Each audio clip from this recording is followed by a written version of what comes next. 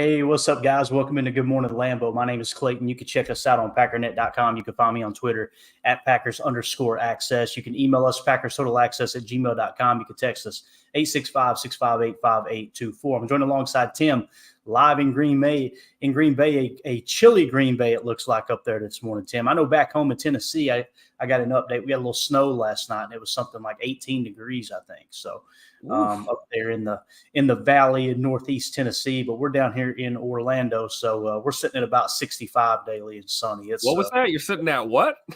About 65 and sunny. Yes. Oh, 65. Already. See, I overlook it every time. 65%. 65%. That's what That's right. Yes, sir. All right. Let's see here. Good morning, gentlemen. How are we this morning? From Derek K. We got a bunch of people in the chat. Doug, Derek K, Chris N, the whole crew up in here. Appreciate y'all jumping on. Yeah, listen, this thing is rigged up. The whole broadcast may fall apart. I'm just being real with you. I've got a trash can with my lighting on it. I've got a light right above me, so it keeps casting this shadow for my cap, right? I went to Delmonico's Steakhouse last night and had a couple of Patrons, and I'm just surprised we're alive right now. I'm being real, okay? Hey, so there you go. We made it happen. But you guys have never been to Delmonico's. That's my first time. Evidently, they got there's 6 of them, I believe, nationwide. There's a few in New York, and there's a few down here in Florida. So you go in, man, and it's just all Sinatra playing and nice. Murals on the wall. Mandy actually took a picture of one. It was Dan Marino, Joe Montana, and Vince Lombardi on the same wall. Really cool. You know, obviously all Italian Americans. So nice. Did you run into Mr. DeVito while you were there? We didn't see DeVito or his agent there. No, sir. They were probably hanging out the Olive Garden. You know what I mean? I've got several Italian friends back home, and man, you mention Olive Garden to them, and they will throw something at you. They're like, "That ain't Italian." Stop. I'm okay. I'm sorry. No, it's Italian to us, man, coming from the sticks, bro. So anyway, we got a cool little show set up for you guys today. Obviously, the plan is to go live tonight too, so we're back on schedule. Hopefully we can go live tonight, and then tomorrow night, and then Thursday morning, I'm hoping, and then be back in Tennessee to go live that evening as well. So it's been a good test, a good experiment. So when we do go to Lambeau, when we do go to Green Bay, whether it's this year or in the future, we're all set up, and it's pretty cool. We've had people listening to the show reach out and offer houses there close to the stadium and stuff. Man, it's just it's really neat to see how everything's come together. We got an awesome fan base, and I don't say fans of us. I'm just saying fans in general, and we're all in here talking ball. Just Packer fans in general is really cool. So we had the PFF grades drop, Tim. So I thought we kind of dive into that. There's some good, and there's some bad, and there's some really bad. And there's some ugly. No, some real ugly. Let's just kind of hit the weekly first here, okay? And I may kill my camera a couple times because I'm on this little tablet here. We're going to be right up in the screen. Hopefully I'm not too loud on the mic either. But anyway, here we go. You've got the Tampa Bay game. Overall, the PFF grade for the Green Bay Packers was 62.1. Offense, 73.8. Great grade there, man. Really, really solid performance by the offense. Passing grade, 66.2. Pass blocking, 64.8. Receiving grade, 75.3. I got more excited about that than any of them. Running grade, 63.0. You've got run blocking, 66.5. So not a bad day run blocking. As a matter of fact, that was their second, tied for their third highest run blocking grade of the season. Defense, so this is where it gets ugly. 42.6. It is the worst defensive performance all year long by 14 points. It looks like the Chargers. Am I thinking right here? Not the Chargers. Which one is that? 56.3. Yeah, the Chargers game was the other one that was quite that low. Actually, 53.1. The Lions game. Let's see. Yeah, it's hands down the worst defensive performance of the year, and you could see it all over the tape, all over the TV copy, everything. Run defense, 50.4. Tackle grade, 69.0. Pass rush, 66.2. This is the big one here, and this is the big talking point when you talk about the defensive side of the ball. Coverage grade, 30.7. And then, of course, special teams grade, 67.9. So let's talk about the coverage grade for a second. Everything that we do on this show, it kind of has a purpose, right? Like we want yes, we want to interject our opinion, obviously, but we also want to get the opinions of others. We try to lean on the chat for opinion. I put a lot of stock in the opinion of people who have been around professional football for a very long time. More so the players and the coaches in the front office than the media members. But however, Greg Cosell would technically be a media member. So, I really, really appreciate what he brings to the table. I tend to kind of weed out some of the voices that haven't been around very often. I would be the perfect example of one of those voices. I know people tag me on Twitter and they're like, man, you do a great job teaching. I'm like, listen, if I'm the one teaching you, you need to take a step back and go find Mike Wall, go find one of these other guys, because that's who I'm learning from, right? So with that being said, the coverage grade, what did we see happen? Baker Mayfield absolutely cut them apart, right? Cut them apart all up and down the field all day long. A perfect passer rating, probably arguably his best performance of his career. Okay. So when you dig deep and go, okay, what happened on those plays? I know everybody wants to just dunk on Joe Barry. I think Joe Barry's time is numbered in Green Bay. I think it's probably going to be the end of the year. They're going to cut loose. That's what I think will happen. I could be wrong, but that's what I see happen. I think that probably needs to happen, me personally. But when you look at what happened with the specific plays, Andy Herman comes out. And again, Andy Herman, I bet if you asked Andy Herman, he'd say he wants Joe Barry gone, right? Like, guarantee you that would be his response. But when Andy Herman's pointing out that you have two defenders near a ball that went for a touchdown, and there's no way, shape, or form that he should have been able to just catch the ball, much less take it for a touchdown because of missed tackles and miscues and all that. He's pointing that out. You got Mike Wall pointing out on the tape, Devondre Campbell trying to communicate with Quay and Quay not looking at Dre. Therefore, Dre had to hug the outside hip of Chris Godwin, and he was expecting help from Quay. Quay's doubling up on a guy who's getting the defender on the opposite side is actually playing inside techniques. So essentially, he's blocking Quay from actually defending the guy that Quay thinks he's supposed to be defending in that zone drop situation. That's a miscommunication. That's not my opinion. That was Mike Wall's opinion, right? Matt LaFleur comes out in the presser and says, no, I'm not going to fire Joe Barry. Matter of fact, we'll get to that here in a minute. We'll have a whole conversation about it. He comes out and says, we're not going to fire him because these are day one install problems, is what Matt LaFleur said. Guys, that's what the tape shows. And I know everybody likes to dunk on the tapers right now, and you want Joe Barry gone. I get it. I completely understand the frustration. But you literally have Andy Herman showing it. You've got Mike Wall showing it. And now you've got Matt LaFleur saying miscommunication. It's a big thing, miscommunication and blown coverages. Now, you hit timeout, Tim, and you say, who's responsible for that? At the top of the list, the head coach, then the DC, then the position coaches, whether it's a linebacker blowing coverage or it's a DB blowing coverage. So now you've got a fourth source that's interjected, and that's PFF going, hey, look, coverage was horrible. Understand the coverage grade, when we show that coverage grade there, Tim, that's not PFF going, man, Joe Barry's bad at what he does. That's them watching the tape and going, based off of the call and the current situation, what we think the call is and the current situation, this player failed miserably at his assignment. That's essentially what it's saying, right? So, and I know there's some blurred lines there with PFF because if someone blows a coverage and recovers and makes a play on the ball, then he's going to get the maximum grade on that specific play. It's a little bit wonky how they grade. It's just another source that we got with a bunch of eyeballs taking a look at each individual play. So anything you want to hit on with anything I said there? I went on a little bit of a ramble, but I wanted to get that out there, that the reason that my opinion sits the way it does is because it's people all around the league that are watching the same tape coming up with the same exact explanation. And again, that's not to say Joe Barry shouldn't get fired. It's just simply showing here's what the problem is. But what do you think, Tim? Yeah, I agree. And I think it's kind of telling that you're at, week 15 here, going into week 16, and we're talking about day one install issues.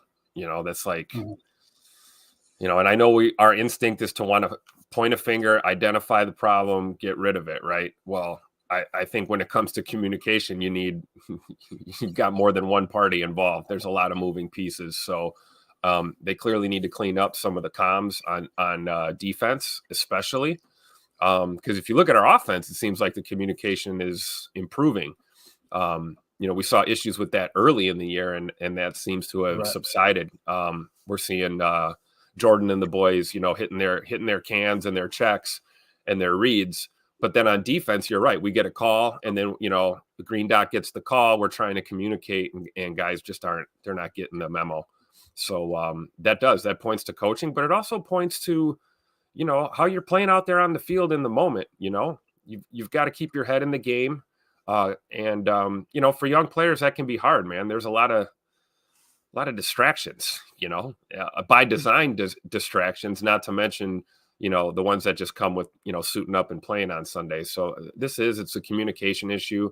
Joe Barry keeping his job aside, it's still something that we need to work on for sure. No doubt. And I know we got a couple comments here in the chat about Devondre Campbell tweeting. We'll kind of show that tweet. I just screenshotted it, actually, so we'll bring it up on the screen here in a second. Let's go to the chat real quick as we're talking about this.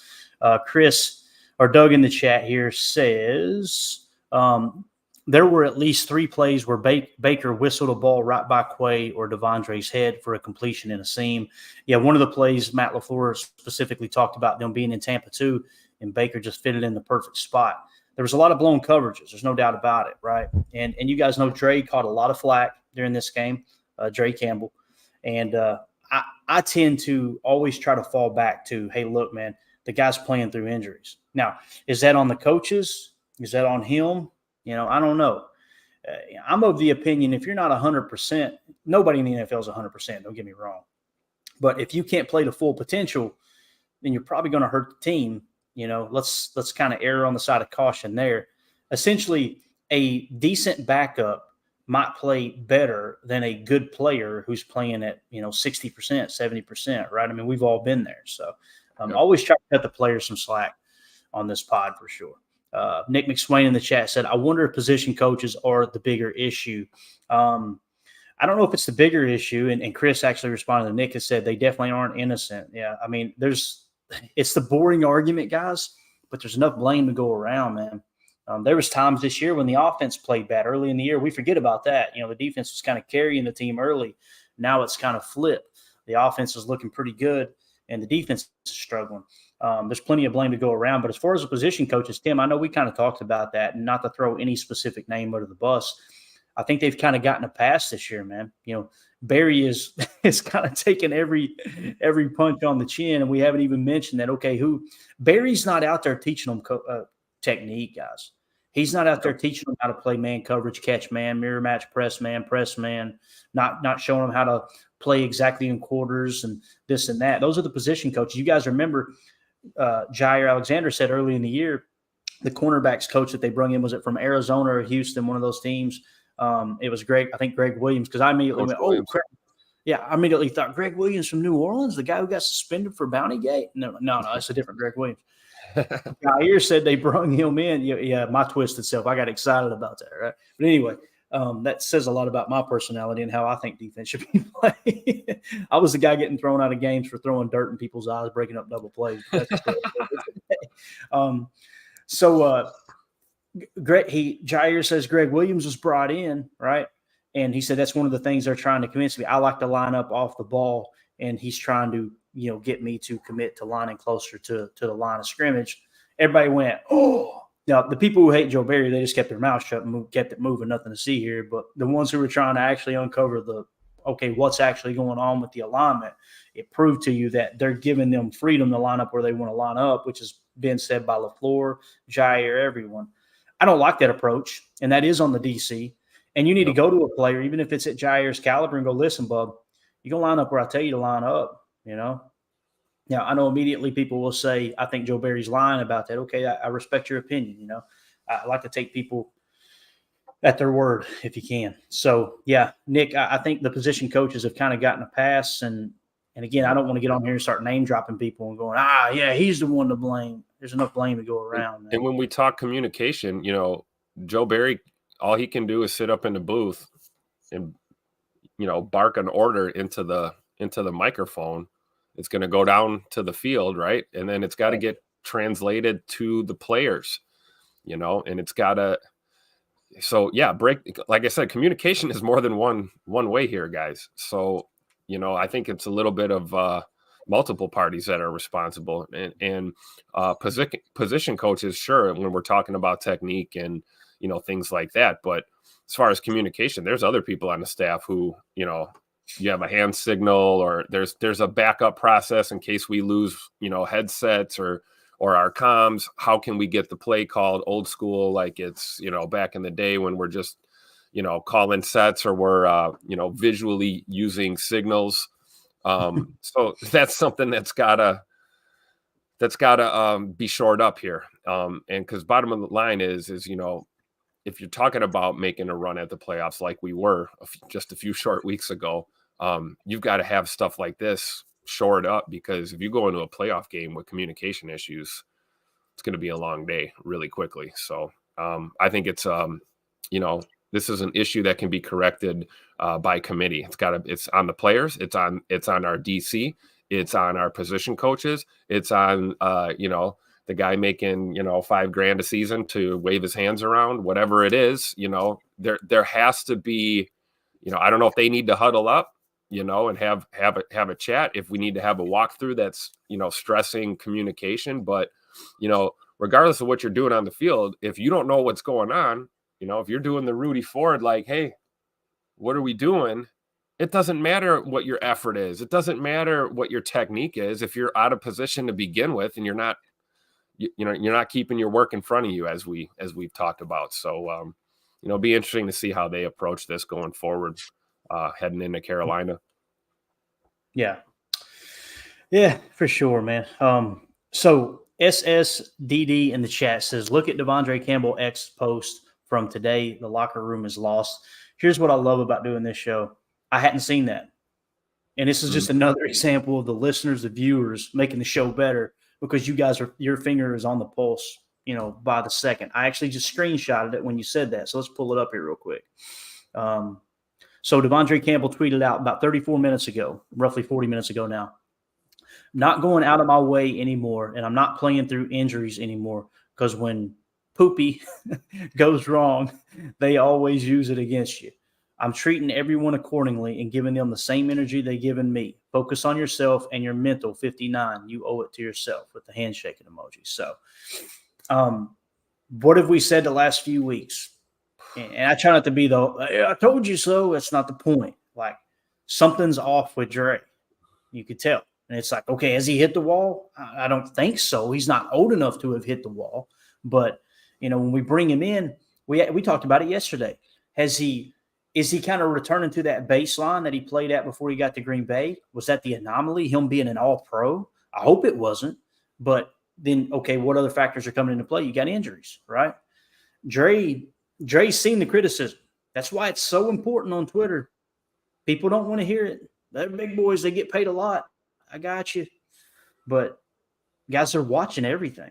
Does it make your team better when you go on and just start fire this guy, cut that guy? If we listen to Twitter, right, early in the year, Jordan Love would not be the quarterback. And he's probably the most exciting aspect of this team right now. So that's why you just got to kind of watch what you say. And there's some people with a huge following that go on these drunken rants, and it's like, man, that's not helping things, guys. It's not, I wonder. Go ahead. Oh, go ahead, Clay. No, I was just going to say, I put up a post just asking, hey, what's up with Jair? When did he scrub this Instagram? And I got crucified for it. And then there's other people who are out there screaming, fire this guy, cut that guy. He's trash. He's garbage. And people are like, yeah, do it. I'm going, how did I get criticized for simply asking how long his Instagram had been like this? Yep. So anyway, it's wild out there in them Twitter streets. Some people, they continuously tweet out, Tim, Twitter's not real life. I'm starting to believe it, man. I'm starting to believe it. I'm wondering who the they is, though, that he's referring to. That may not necessarily be us dirtbags in social media. I'm wondering, maybe I'm reading this wrong, but it's like, well, when stuff goes wrong, they always use it against you. I'm not playing through injuries anymore. Does that mean that they did film yesterday and today, and they're like, Dre, you missed this, or why aren't you getting to the flat? And then he's like, well, I got 2 bummed ankles. My neck's not feeling great. And so I went out and tried to play, and now you're going to drag me. And this may echo the same sentiment we talked about with Ja. Ja said he wants to put his best foot forward, be 100%. If I can't, I don't want to go and be a liability and then come in the film room on Monday and get dragged in front of the team about my play. So that I could be reading that wrong, but clearly, I don't know if I want to go as far as the locker room's lost, but man, we're getting near that range right now when you see stuff like this. See, I didn't. It's what's so important to have a conversation about, like we are, because you get two different perspectives. And I looked at it like he's talking about social media. As you were explaining what you said just now, Tim, immediately popped in my head was Mike Wall when he came on the show. One of those times he came on the show and we talked about scheme. And one of the issues he had with LaFleur is this is nothing that scheme can't fix. It's kind of their approach. Mike was turning on the tape and seeing this is all fundamental stuff. They're not working on fundamental. What are they even working on? Like he was that from that angle. And he said there's been many times that we would sit in the meeting room and someone would, they draw the position coach, the offensive line coach would draw up on the board. Here's the play we're going to run. And one of the linemen would raise their hand and go, hey, I can't make that block. I can't get to that point. And the response would be, well, the OC wants to run it. So we're going to run it. Like we can't, he's the guy. Okay, got you. And then they would go out. They wouldn't reach that block. They'd come back in the film. They go, what happened, dude? You didn't get to your guy. And he's like, I told you I couldn't get to the guy. Like there's no way I can make that happen. That's the first thing that popped in my mind, Tim, as you were explaining that perspective. So good stuff, man. Appreciate you giving your opinion there.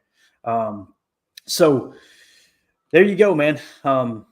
For what it's worth, that was the tweet. And again, I can't remember who posted in there about the tweet, but I really appreciate you bringing it up. Gosh, I want to give credit. Well, it's on the screen in just a second. Well, it's right there, SSDD.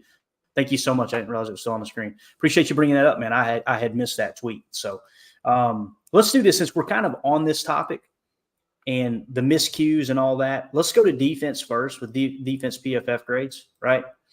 And kind of lay those out real quick. Let me get that comment off. All right, so I'm going to kill the camera here in just a second. All right, so when it comes to PFF defensive grades, hopefully I'm not screaming in your all's ear. I'm real close to the mic here. Kingsley and Igbare, 90.7. Only 25 snaps, but 90.7. Pass rush grade of 93.4 was just getting after the quarterback. Kingsley, you just see a very high ceiling and a very low floor. It's like you don't know what you're going to get. He's had like 2 or 3 elite graded games, and then there's several where he was in the red, or at least in the orange, I should say. TJ Slayton 69.0. So you see, we had one guy that graded out above 70, and everyone else graded out below 70, right? TJ Slayton 69.0. Lucas Van Ness 68.3. Only 26 snaps, but dude, he is looking like the real deal. When you look at the PFF grades, his tackle grade, 74.0. You've seen that all over the college tape. When we drafted him, you guys know I did a Chalk Talk episode breaking down his college tape. And that was the big thing, was he was just so sound in tackling. He was good at setting the edge. He was good at run defense. He was just stronger than everyone else on the field, faster than everyone else on the field. That's why he was a good pass rusher. And we knew he wouldn't be able to bully people in the NFL right out of the gate. But sitting at a 60 with a pass rush grade, still not nothing horrible. But again, 68.3, your third highest graded defender. Jonathan Owens had a game, 66.3 overall grade, tackle grade 85.0. He was tackling like crazy out there. Rashawn Gary, 62.4 grade, tackle grade 34.3. Bad day at the office for Rashawn Gary, no doubt about it. Kenny Clark, 62.0. Anthony Johnson Jr., only 4 snaps, 60.7. Preston Smith, 55.0. So here you're getting into the bad part, right? Rudy Ford had a tackle grade of 84.6, but that's the only thing he did decent. His run defense was horrible. His run fit. He played 62 snaps. That's what we wanted, 51.0. I've got to eat crow here, Tim. I got to sit here and say, you know what? I was the one screaming for Rudy Ford, and he came out and really didn't perform. So I was wrong on that one. And you could kind of see it on the tape too. I haven't focused on him too much on the tape, but you can see he wasn't, he didn't have the impact that he had before they benched him, earlier in the year, after the injury, all that stuff. Carl Brooks, 50.1. Devondre Campbell, 49.0. Tackle grade of 28.9. Obviously, we showed the tweet. Dre's basically saying, man, I'm playing through injuries. Get off my back. Keyshawn Nixon, 48.1. He just continues to regress. Eric Stokes, 46.8. I'm going to talk about him in a second. Corey Ballantyne, 46.0. Carrington Valentine, 34.4. Quay Walker, 29.5. And when you look, the reason these grades are so low, guys, coverage grades, Quay Walker's coverage grade, 28.3. Carrington Valentine, 40.4. Corey Ballantyne, 39.6. Eric Stokes, 40.7. Keyshawn Nixon, 44.9. Devondre Campbell, 51.7. It goes hand in hand, Tim, with what we talked about, man. You've got Andy Herman pointing it out. You've got, Mike Wall pointing it out. You got Matt LaFleur saying it as a presser. And now PFF is looking at the tape going, man, their coverage was doo-doo. Again, that doesn't give Barry a pass, but it simply shows you these guys. I don't want to throw these kind of comments out there, but when people were talking about losing the locker room and this and that, Tim, to me, it felt like that team did not want to play for this coaching staff on Sunday, man. That's just how I feel. What do you think, man? I mean, yeah, I'm not going to argue that. I don't want to believe that. I don't think any of us want to believe that, but, if you see it, you got to say it, right, Clay? So, yeah, and it's disheartening. Can you pull that last chart up real quick? Because, yeah, absolutely. When we look down there towards the bottom, I guess, you could throw Dre in this conversation too, but Dre, Keyshawn, Stokes, Valentine, and Quay, there's a group of guys right there that were put in this defense to cover. You're literally being paid. That's what you're here to do. Smith, right? Wasn't Preston Smith back there? Yeah. So you're not covering that. And then we look at our guys that, you see J.O.'s here to lower the boom. He was brought in here to hit people, and he's doing that. His grades, I'll take that every week out of him. You're going to finish with a, 60s or, high 60s, low 70s. You're in the 80s with your tackling. Yeah, your coverage is in the low 60s. Well, you're not a cover guy. We know why you're back there. You're back there to lower the boom and finish these plays and, help with some of these run fits, these kind of things. But when you see guys that are literally there, that's like not your number one job, but for some of them it is. It's your number one job to cover guys in this defense. And so when you see glaringly low coverage grades, that's what's disheartening, and that's what makes our head go to this. Do they even want to be out there? Because covering the guy takes effort. You got to want to run with him. You got to want to beat him to the spot, or you got to want it. So I don't know, but I don't know about the locker room being lost, but if it's not, it's getting close. It seems like, honestly, in situations like this is where you're looking for a veteran to step up and put his foot down and take command of that locker room and say enough.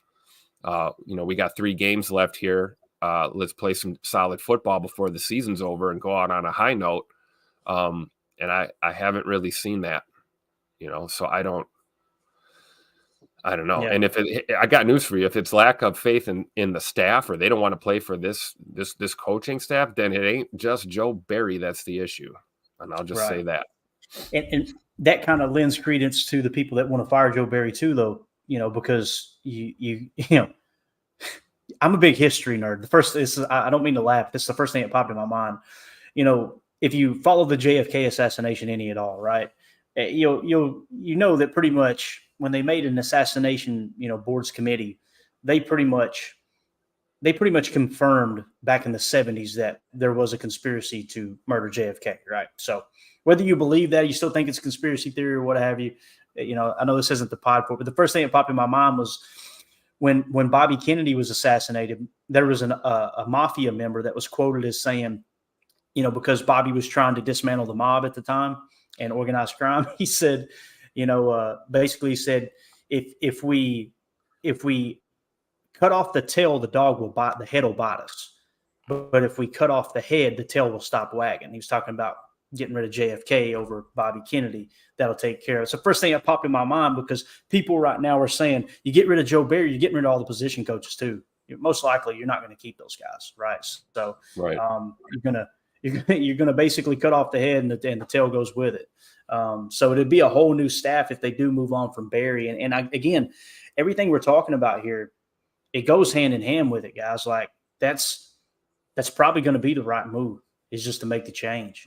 It's just, when's it going to happen? The people that thought Barry's going to get fired yesterday, would I have been surprised? Probably not.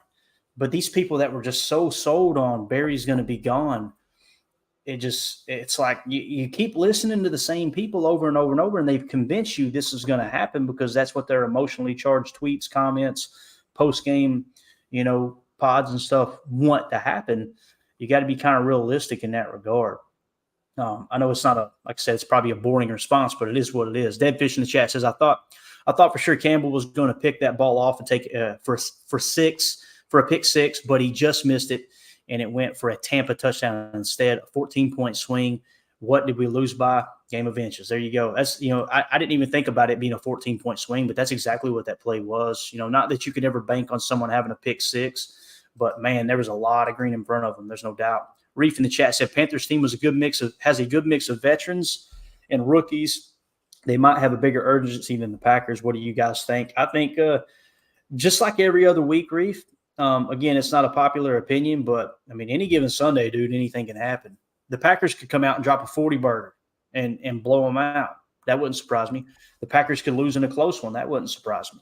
Right now, there's no doubt about it. This locker room is a little bit in shambles. I think we would all agree with that. There's something off in the locker room. It has been for a while now. Paul Robertson in the chat said Eric Stokes was awful, and him playing a large percentage of snaps further cements my belief that this is strictly a development, rebuild, evaluation year. Everyone is sold on Stokes being a great player. And I'm not here to dog on Stokes because he had one bad game. You guys know that going into the offseason, I was of the opinion I didn't think Stokes was like what has he shown us? Okay, his rookie year, he graded out in the 60s. The tape showed inconsistencies. I didn't like his ball tracking skills. He's supposed to be a man cover type corner, elite athlete. He's one of those high RAS guys. When we drafted him, no one was like, yeah, we got Eric Stokes. There were several people like, okay, yep, there it is, high athletic score. But none of that means a hill of beans if when you're playing man coverage, you can't turn around and track the ball. And that was the big knock on him his rookie year and going into his sophomore year. People forget, before the injury, he was grading out in the 50s on PFF. Like, he was playing bad, really bad. And it's like, okay, could be a sophomore slump. Now the injury sets him back. Now he's back from the injury. He comes out and played really bad, and then went to the coaching staff at halftime, from what I understand, or in the third quarter, and said, I can't do this. I guess he's still hurt. So he took himself out of the game. Some people look down on that. I respect that. If you realize I'm not helping the team, be the bigger man and go, all right, rather than maybe I can just hide back here and still pretend like I'm playing at an elite level. I think that's a good team player move, but whether it's being a good team player or not, man, you got to perform on the field. They all do. So, Chris, imagine a guy sitting on IR for eternity, and then he comes back and plays bad. Right? Yeah, that's all. What do we expect?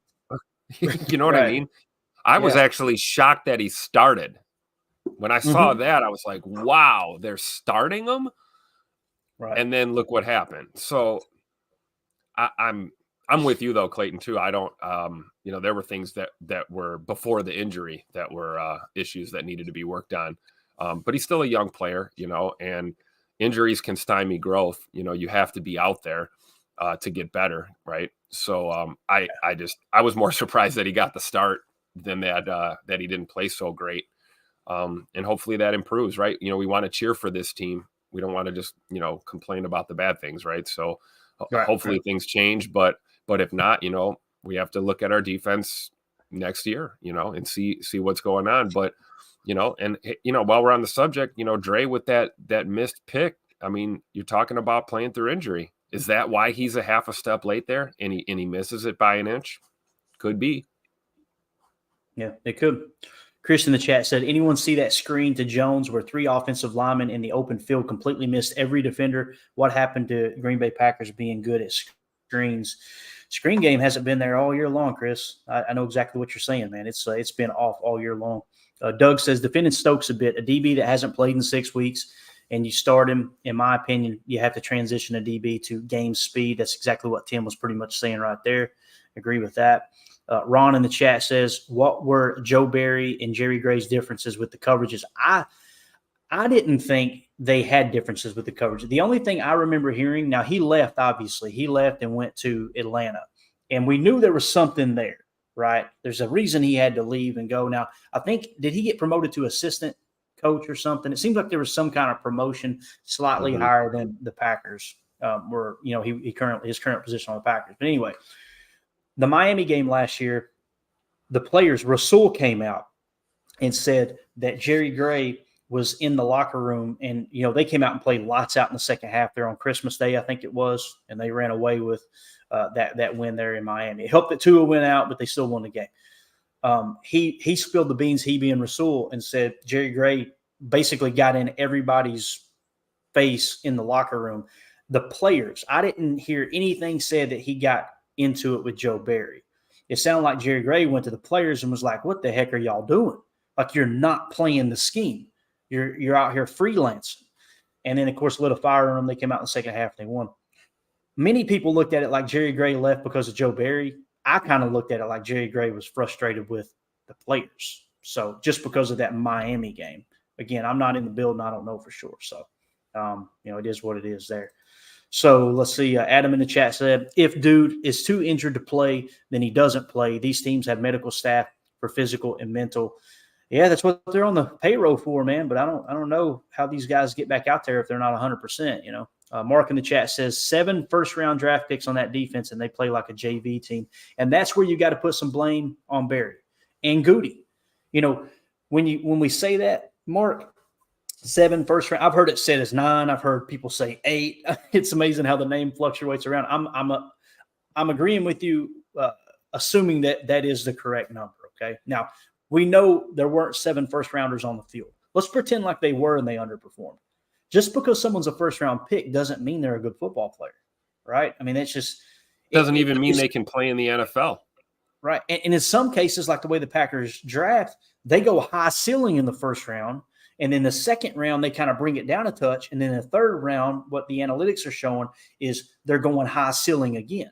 That's why Goody made the comment that pretty much every third rounder he's taken has been in their top 100 or top 50 is what he said, top 50. And immediately everybody goes, "Man, we might want to readjust this top 50 then. Like, what are we doing here if we're missing on so many third rounders?" Because I think they're kind of going back to the well going, all right, high development guy right here. It's worth taking a shot there in the third round. Again, though, not being in the war room, don't know for sure. But, as far as the first-round picks, though, it doesn't mean that they're good players, and that's where they're looking at Joe Barry and all these defensive coaches and going, well, you got all these first-rounders, they should be good. Theoretically speaking, yes. But, remember Justin Harrell, first-round pick, Ted Thompson made? He was booty cheeks, right? Remember Nick Perry, first-round pick, edge defender out of USC? Cheeks. Out of the second he left the Packers, he hit on one team and then he was out of the league, right? Remember Kevin King, right? You remember Demarius Randall? Yep. You could go on and on and on. It doesn't mean that, they're slam dunks. Now, you should have a higher percentage chance of hitting on those. It's amazing how when Goody swings and misses on a first-round pick, it's everybody misses, right? Everybody misses. That's what people say.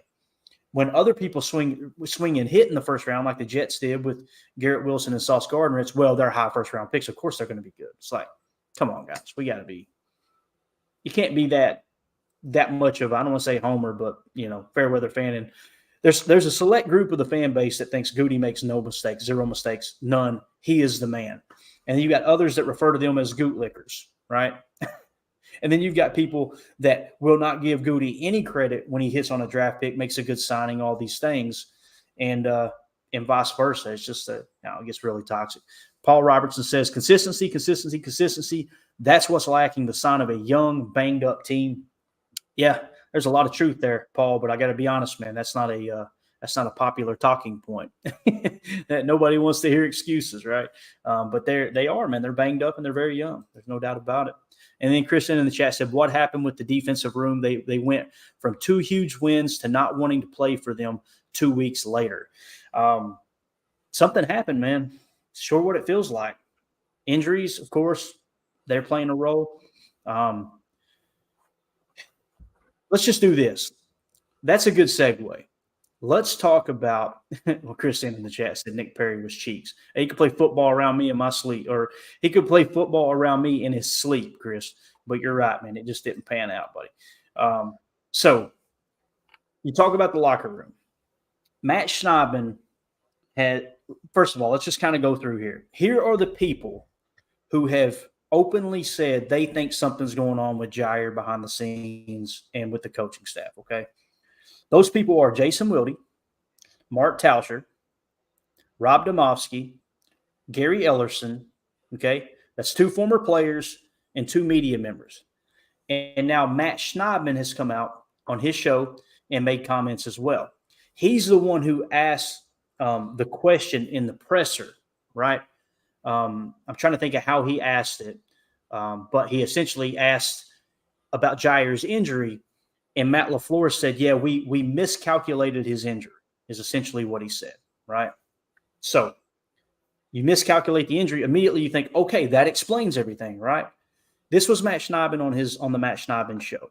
And again, this is on the Matt Schneidman show, 97.3, great podcast. Matt Schneidman's one of the best followers on Twitter. Great dude, does a good job covering the team. He's not a Packer fan, so you're going to get a non-biased.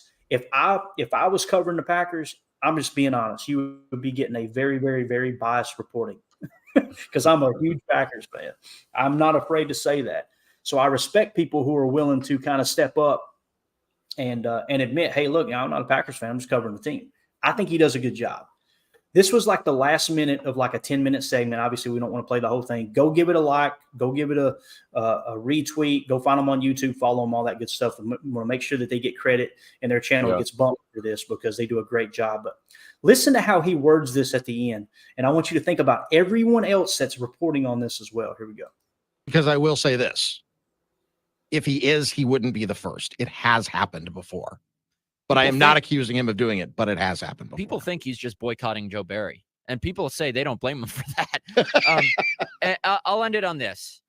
As I've said on multiple other shows on this station, people were wondering why I wrote just a fact of the matter, here are the facts story after he didn't travel to the Giants game. And Matt LaFleur said it was strictly because they wanted him to recover from his injury a certain way. I'll say what I said on Mike Heller's show. I'll say what I said on 9 to Noon. There's a reason I wrote that story. Just maybe bookmark that one. It's been a good Monday. Consider here on it. Matt Schneidman show. All right, one more time. Consider it book. LaFleur said it was strict story. People were wondering why I wrote just a fact of the matter, here are the facts story after he didn't travel to the Giants game. And Matt LaFleur said it was strictly because they wanted him to recover from his injury a certain way. I'll say what I said on Mike Heller's show. I'll say what I said on 9 to Noon. There's a reason I wrote that story.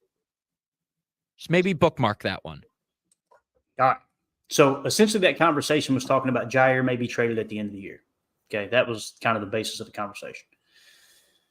So now Matt Schneidman has put his name on it and said, there's a reason I wrote that story.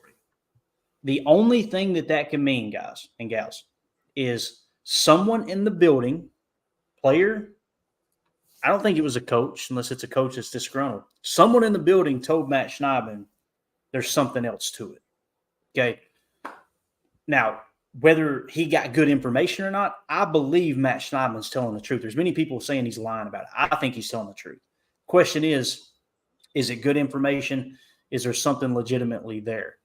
For me, man, we now have 2 former players and now 3 beat reporters reporting on this.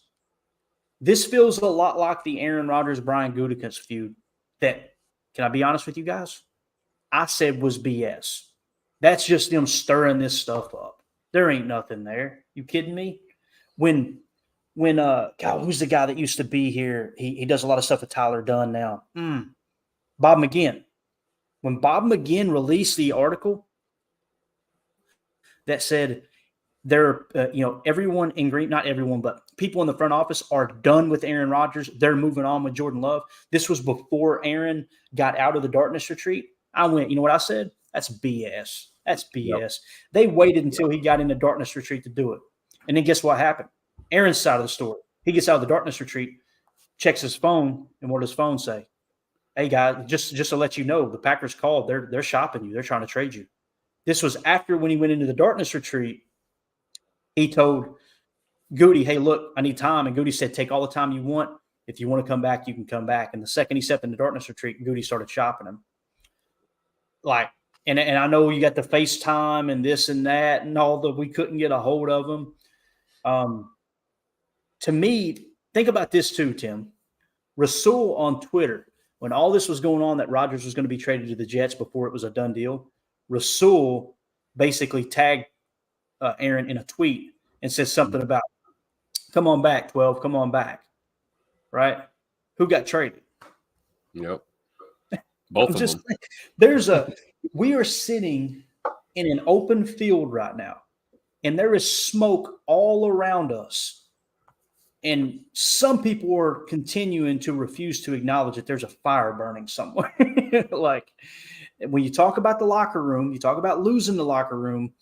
When we said this about the Rasul Douglas trade, and I got raked over the coals for it, and that's okay if you're going to have an opinion, which I try to remove my opinion. It is impossible to do a podcast and remove your opinion, right?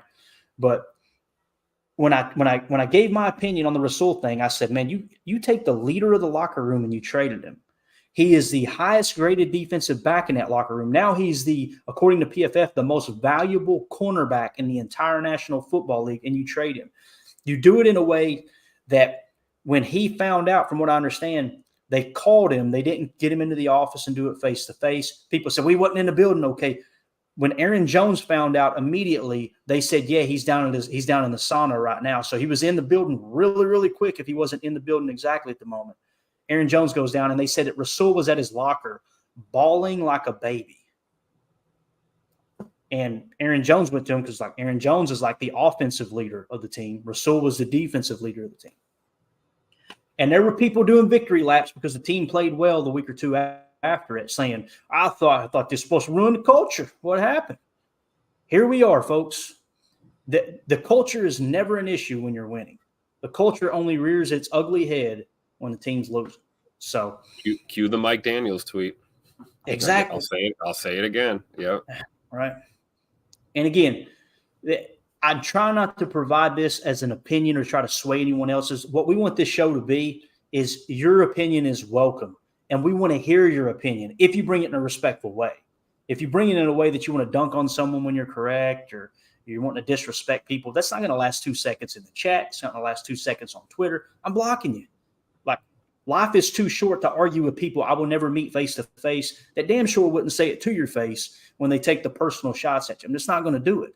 I'm not going to do it. I would rather try to build people up than tear people down or get into arguments with people. So just want to put that out there too. But I don't know, man. I trust Matt Schneidman in this case. Rob Demoski, Jason Wilde, Mark Tauscher, Gary Ellerson, Matt Schneidman. You ask Jair, and what did Jair say? I don't talk to the coach much. You don't talk to your coach much. Like, what are we doing here? So there you go. Yep. Just wanted to hit on that because we were talking about the defense and them playing so bad and this and that. And what's crazy is Joe Barry's sitting there just taking it all on the chin. I don't mean to laugh because it's not funny, but boys, there's something else going on in this organization, and it's not just Joe Barry. Now, is Joe Barry helping the situation? I'm going to say this really clear. Absolutely not. He is not a good DC. Said it all year long. There are better options, I guarantee it. I just couldn't get on board with, hey, we need to fire this guy when we were a top 10 scoring defense. And if we jumped up in the top 5 and you got boat raced by one team, I'm still going to be on board with, hey, are we sure we want to make a change here? Because the name of the game is preventing points. But everybody's opinions are strong. This is what makes pro football so great, though, is having these conversations. As long as they're respectful. I've got at least a half a dozen DMs in the last 48 hours, and it's been hard to respond because I flew into town and all that. But I'm getting back to them that have apologized to me for the way they responded to Joe Barry tweets this year. Not that they, not that they now agree with me. That's not the point, right? That's not what they're doing. So want to mislead you, but just saying, hey man, I overreacted. I'm sorry about that. I'm like, hey dude, it's cool. No Man, I wish I got those DMs, Clayton. It's I've gotten a couple that were kind of the opposite. and I don't think I have a reason to apologize to anyone else. What I'll never do is jump on someone else's Twitter or in the chat and try to disrespect someone. But if you disrespect me, man, I'm going to meet you at the door. I'm sorry. You're either going to get blocked or I'm going to tell you what I feel about you, and then we'll be done. It's that simple. Right. And we're talking about disrespect, not disagreeing. There's exactly. two different things here. You and I disagree a lot of the times. We're probably like 50-50 on most things. Sometimes we see it eye to eye. Sometimes we don't. And we're on every day. And we don't have a problem with each other. So, be the change you want to see in the world. Right, Clay? Yeah. The only significant improvement I've made as a fan and learning about the game is coming from other people who disagree. I'm just being real, and me being willing to stop for a second. Okay, maybe I'm wrong here. Maybe I'm off on this. That's what I was trying to do with the Jair thing on Twitter. Boy, that backfired. Like, dang, okay, you guys. This is when I tweeted. I said, "It's weird. It's weird how you're not allowed to ask how long has his Instagram been like this," and people get mad. It's like you guys are you're up there with the Swifties in that cult thing right now. I got to be real with you, like. Chill out. It's okay to ask questions. Well, we come from a position of trying to look at things like from the logic standpoint, right? We're trying to, you see it, you got to say it. We want to understand it. We are emotionally attached to the team because we're fans, but there's other people in the world that they operate the opposite. The logic and the facts come later. First is the vitriol and the hate and the emotion. And, it's just hard to keep all of that in perspective when it's frustrating. Your team's losing games they should be winning, right? I mean, we all agree on that. We all agree that that's frustrating. But yeah, I'm with you, Clayton. One thing I can't stand to see is Packer fans tearing each other down, because that right. Like, if you want to just argue and complain and point fingers all day, go root for the Bears. I said it yesterday. I'll say it again. That's that franchise. That's what they do there. Right. Every year is going to be their year, except it isn't. And every year it's fire this guy and self-implode, argue with each other. Dude, we as Packer fans have got to do better. I mean, it's okay to disagree, man, but I don't want to tear into anybody personally, right? Like, that's not what this is about. Yeah, definitely. And it was Doug. Doug here in the chat was the one who texted me with that Schneidman interview or podcast link. So thank you so much, Doug. Doug says, Matt Schneidman lays out the hypothetical that Ja's agent can shop him in trade talks with the excuse it was differences with Joe Barry. Could be using as an excuse. Gotcha. Chris in the chat says, Clayton, if all this is true, Goot has way too massive an ego to make sound decisions for the benefit of the organization. Chris, I can understand how you can draw that conclusion. I think overall Goot's done a good job. The issue I have more so is with the people who, if you say anything negative about Goot or point out a flaw or point out something that went wrong, you get absolutely demolished because no one's allowed to say anything negative about Brian Gutekunst. This draft class this year, he crushed it. Yep. I mean, he absolutely crushed this draft class. So, he's done a lot of good things. Immediately they go to the Devondre Campbell thing, right? Like Devondre Campbell is the good signing by, Goody. What about him and Rasul? He tore the Rasul one back down to get a third-round pick, traded a fifth in Rasul for a third to get rid of our best DB, who was under contract, very reasonably under contract, $9 million next year against the cap for the best corner in the game right now. The fact that people are still okay with that blows my mind. Like, so what you're saying then, we're not competing next year. We're not competing next year. I am not cool with an organization making a decision that basically tells your fans, your locker room, everyone, hey, guys, you know what? We're not even halfway through this season yet, and we're not competing next year either. I have a problem with that. That's the old John Madden approach of the second that you're not playing to win every single game, we don't have a game anymore, Yep. So I do have an issue with that. As far as his ego, I think, Chris, I don't think it's his ego. I think it's he's trying to make the best decision for the organization long term. And you're seeing now why he and Aaron Rodgers butted heads, right? Aaron was, I want to win now. We want to win now. We want to win now. And Goody is thinking, let's look down the road a little bit. Now, the Jordan Love thing, man, told you guys unless something goes catastrophically wrong down the stretch with his play, I think we got our quarterback in the future. I believe that. Yep. I really do. And I could be wrong. I could be looking up halfway through next year, and you guys are dunking on me for that comment, showing this clip right now. But I'm with what I've seen right I've been now. saying that for 2 years, though, so I look dumber for sure. But I was the one talking during training camp that he's the dude. Right. It's true. And it took me a while to come around, but again, all year long I have said we need a full year, guys. We got to see him for a full year. I'm glad we did that. You know how bad it would suck if, let's say, Jordan is the guy, right? And Jordan's a great quarterback moving forward. And he's a legit top 10 quarterback moving forward. Let's say that's the case. Maybe even top 5. Who knows? Imagine if we would have benched him for Clifford at the halfway point and then let him walk in free agency and he signs with someone else and goes on to be a top 10 quarterback. God, that would be horrible. But instead, we take the approach of we got another year under contract. We get to evaluate him for a whole nother year if we're not ready to give him the book right now. And then we can also draft and develop another quarterback if we're not sure he is the guy. Oh, by the way, if he is the guy, don't be surprised if they draft him because they drafted Brian Brom in the second round when they had Aaron Rodgers at starter. So this whole idea that there's no chance that we draft a quarterback high in the draft is just it's absolutely mind-boggling. So there you go. All right, let's see here. Number one Packer fan in the chat says there could be more to it from Jair's side of things, but I still think the injury is legit. I can't see him signing an extension and then boycotting because of the type of competitor he is. I agree with that, number one Packer fan. That's the thing, too. Rob Domofsky, what his comment was on the situation was there is a legit shoulder injury, and Jair has problems with the organization. Both can be true, right? I know that's not a sexy argument or a sexy conversation, but both of those things could be true. That's what I was telling you this morning when I tweeted back at you, Tim, was like, sounds like Rob Domofsky was spot on. There is a legitimate injury he's still dealing with, but he does have problems with the organization behind the scenes too. That's what it seems like. And then Matt Schneidman, of course, when Matt Schneidman said, might want to bookmark that with him not traveling, and this is kind of what Doug talks about right here. He goes back to it. He says, putting it back together for everyone, the Jair not traveling to New York is what happened between the win over KC and the New York debacle. So riding that high through the KC win, all of a sudden Jair doesn't travel, and then you come out in New York and you get smacked in the mouth. Last week you get smacked in the mouth. Not trying to put the blame on Jair. It's not what I'm doing here. It's just that can really upset a locker room if there is something. And it's not that the teammates are looking up going, man, we want Jair. This is crap that he's having a problem with the coaching staff. Guys, conversations happen behind the scenes. I know we like to pretend like they don't, but they do.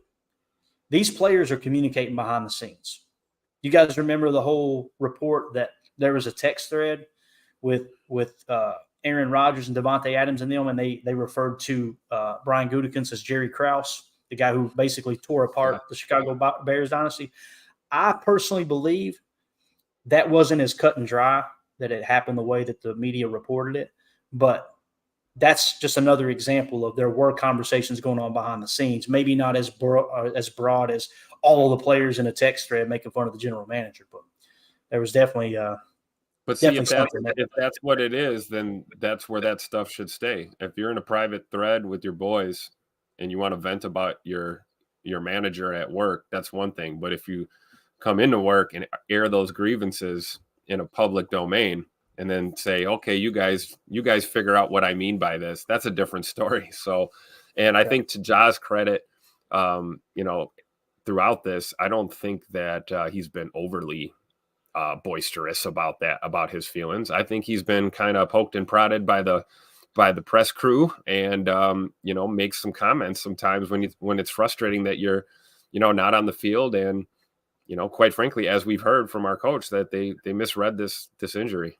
Not, I don't know, I don't want to read too much into that, what the specifics of that means, but it sounds like they thought he'd be able to go sooner and he wasn't, and he played against the Rams, and we had I believe it was the Rams or Chargers game. And then we had a setback, and now we haven't seen him since. So, I don't know, man. But I'm with you, Clayton. Where there's smoke, there's clearly fire. So something's going on. Definitely. We'll end it in the chat. I was going to play Matt LaFleur's presser, but essentially what Matt said was what other people are saying too, that, this communication problems. if I felt like firing Joe Barry right now would fix the problem, I would do it. But Yep. If the players are not communicating, the players are not playing their zones right, if the players are not playing schematically sound, it doesn't mean that Joe Barry is exonerated and he's a great DC. It just simply means hiring a new DC isn't going to fix the problem down the stretch here. I think what Matt said in a nice way was he's probably talked to Joe Barry. This is me. I haven't heard this within the building or anything. I'm just saying my opinion. He probably talked to Joe Barry and like, listen, dude, we're going to part ways at the end of the year. I could see that being the case, and we're going to finish this year out. And everything he said was true. People are saying Matt LaFleur's lying. He's covering for his boy. He's not lying. Go watch the tape. Yep. What he said is accurate. But you didn't hear him say, Joe Barry's a great DC. I'm keeping him. Did you? Sometimes it's what people don't say. That's right. He didn't go out of his way to defend him, I thought he kind of would maybe, because they are close and all that, but he didn't. Let's finish up in the chat here. Sam H in the chat said Douglas is helping Buffalo quite a bit. He sure is, buddy. It's hard to see, man. It is hard to see. Let's see. Adam Block in the chat says, I'm still okay with the Rasul trade. Secondary is more than a player away. I think that's a fair argument. It is more than a player away. I think we would all agree with that. But that is one player that you could have kind of built the defense around for the next 3 years. That's the issue I have with it. And at least for the next year, we're kind of taking that approach now of kind of like we did on offense. We don't need any veterans. We'll just put a bunch of young guys in there and they can grow together. You're seeing the offense come out the other side there, and it happened a lot quicker than I thought it would. So that's a good thing, right? Yep. Let's see here.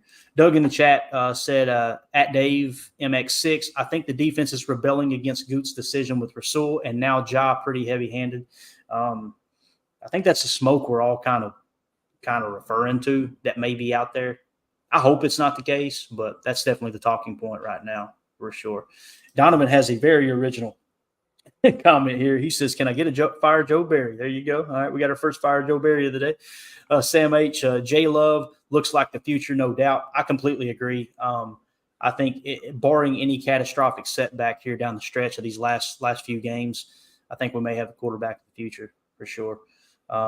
Let's see. Nick McSwain in the chat said, feel like we shouldn't make character judgments based on things that happen with the team. You should never make anything personal, man. Boy, I don't know if you guys have seen this. I think it's Rashad Mendenhall. You seen that on Twitter, Tim? Oh man, dude. Wow. Listen, what a joke. We're not going to get into the details of what he said, but I'll just say this. He made a pretty racist remark, and people of his race are basically letting him know about it. So it's like, man, you obviously just wanted to be hated today. So let's and dude, I got to be honest with you guys. The Packer fans responded to the tweet with just simple pictures of him fumbling in the Super Bowl. It's the perfect way to handle it, boys. You guys, y'all slapped him without saying you. I mean, you literally, they demolished it. This you? Yeah, what isn't this you? And then the Steelers fans were doing it. My favorite one was the one where he said champion and he was holding up the AFC championship trophy. They were like, "That's not a Super Bowl, bro." Exactly. Number one Packer fan. Now, see, we're going to be on here long now because of this right here, Tim. If you got to go, you just go. I'm stuck in the hotel. Mandy and her family are out at the parks right now out here in Disney and everything, so I'm going to be here all day. I might do 4 podcasts today. I don't know. Number one Packer fan said Devondre Campbell just took a full-on shot at Joe Barry. LOL. Wow.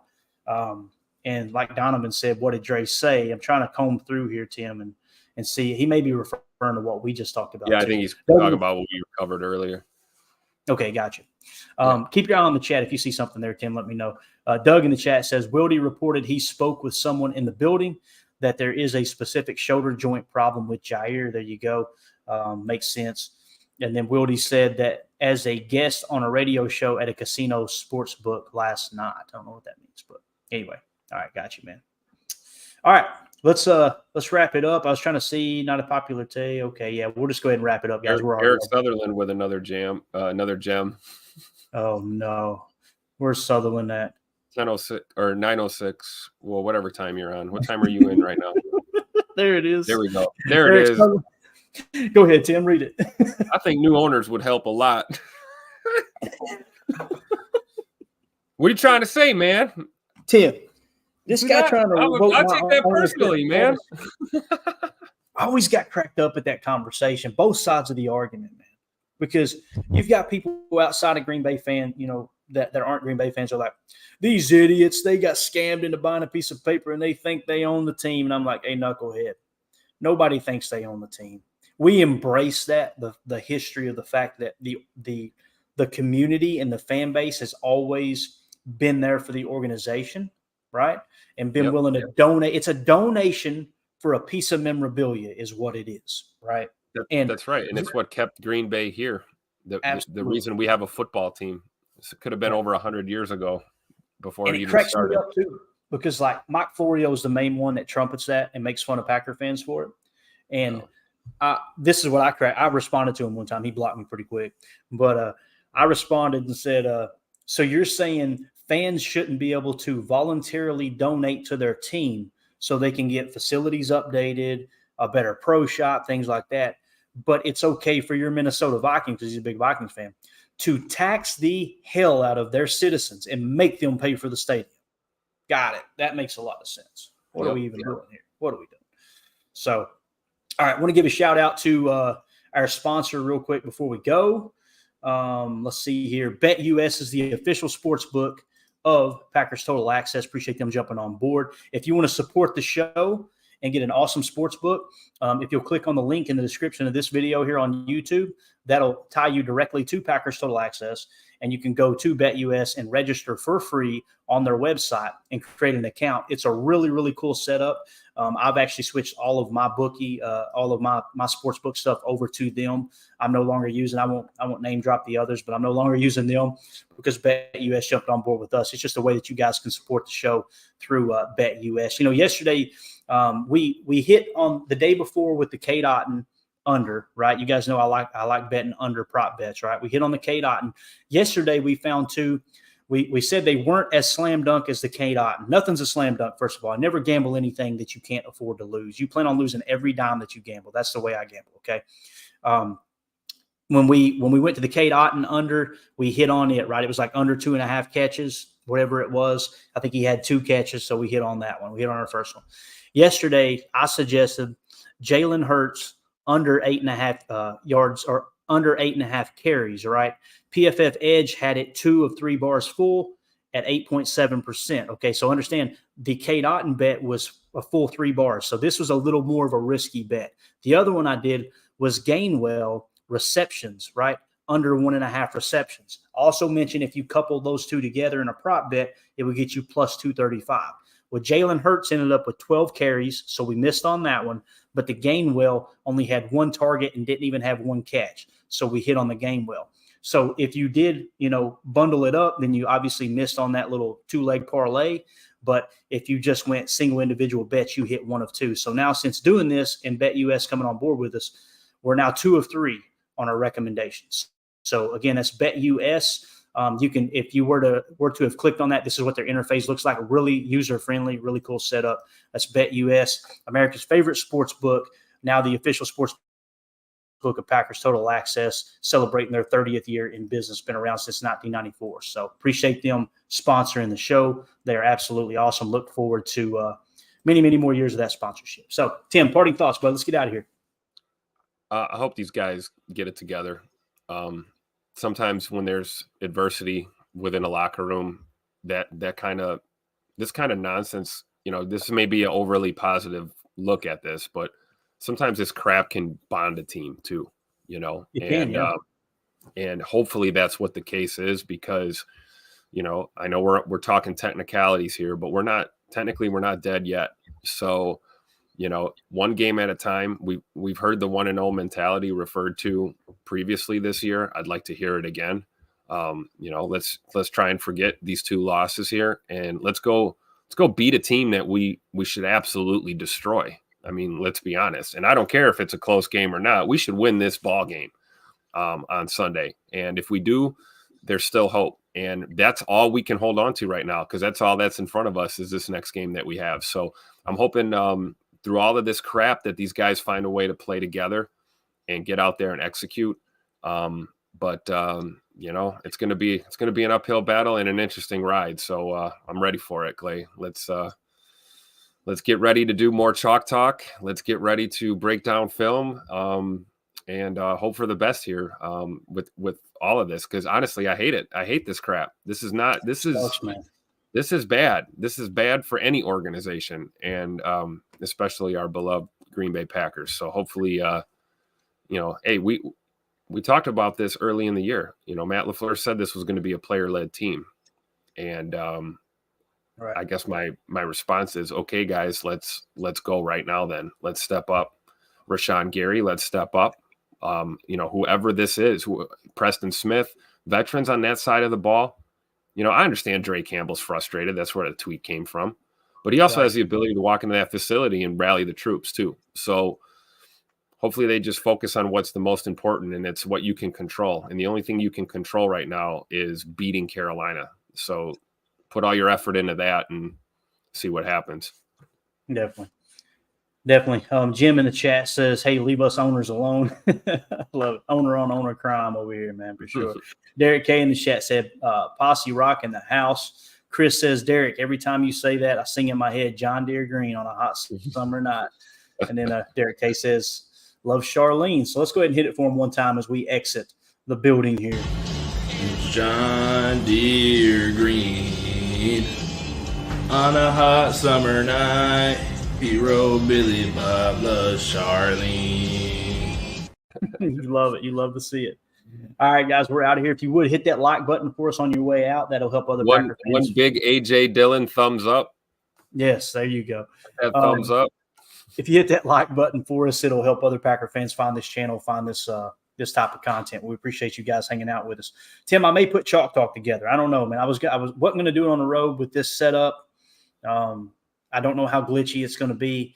It may be something if we set it up, we get in here, it goes glitchy, we just stop the broadcast. Maybe everyone would understand that. I don't know, but I didn't want to put anybody through that. It could work too. It's just I'm drawing on a screen like this as opposed to a screen like this. So it could make things difficult. We may do it though. We'll see what happens. But again, thank you guys so much. We'll be back tonight, definitely, whether we do Chalk Talk or not.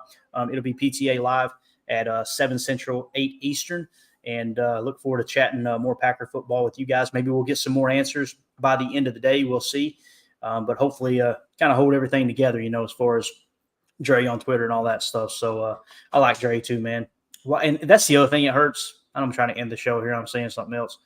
Our Walter Payton Man of the Year, It's like he's such a good guy. Like a dude's, that's where you're like. Well, that's where you're like, this has got to be – there's got to be truth to this. Right. Yeah. Right. Because Dre's not the guy that does. Here's the thing, too. If you look in the comments, everybody's saying this is Joe Barry's fault. I just looked, and it's just this is all Joe Barry's fault. So Joe Barry continues to take it on the shins. He's what Dre's talking about, according to some fans. You guys heard kind of my opinion. I think it goes deeper than that. I don't think it's any one person. I think it's just, hey, look, he was asked to play hurt, and it didn't work out. Now he's getting raked over the coals by fans and probably got a bad negative film review too. And, man, I sure missed the hell out of Rasul Douglas. But there you go. That pretty much sums it up for me. Y'all have a great day. We'll see you tonight. God bless. As always, let's go out and be the change we want to see in the world. Go Pack Go.